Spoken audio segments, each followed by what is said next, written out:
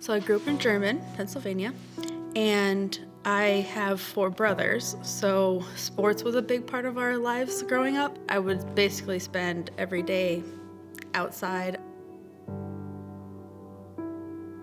When I was 4 or 5 maybe, I was sexually abused. I felt very alone.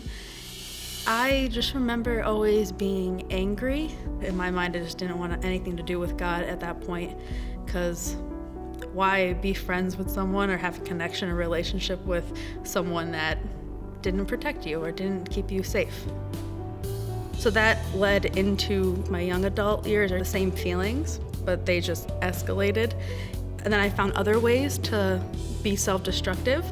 When you have all these things that are so heavy and so on your heart for years and years, and in my case it was 15 years, it just feels like you're shackled and that you're just suffocating.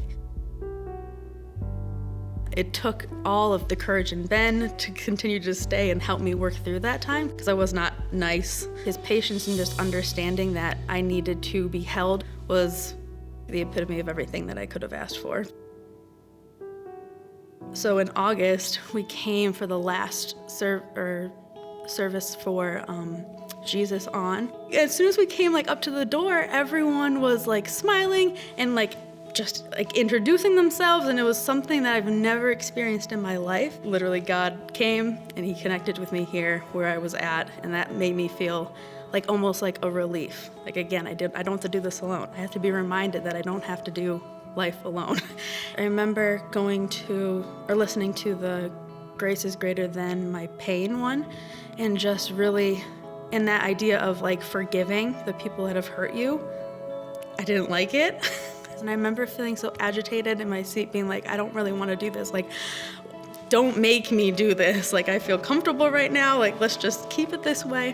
What really changed, I guess, would be the next part of that series, which is Grace is Greater Than My Past.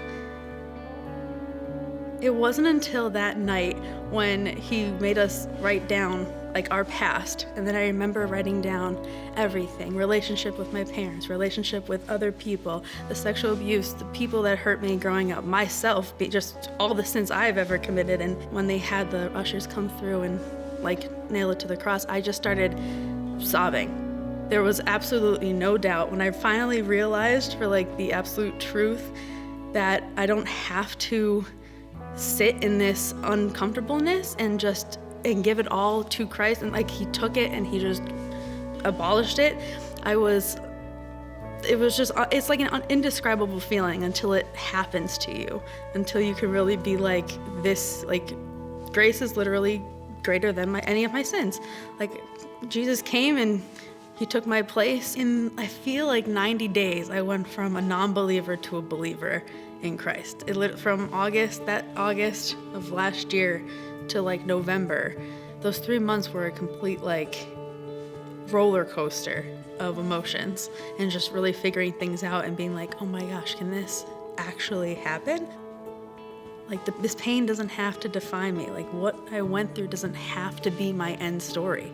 God was calling to me to just take this leap of faith, accept this is how it has to be, and just grab it and go, and I will take care of all the rest.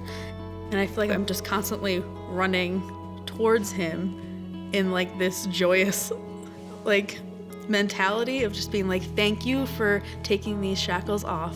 People are seeing Christ in me, which then is asking themselves, maybe Christ can help me.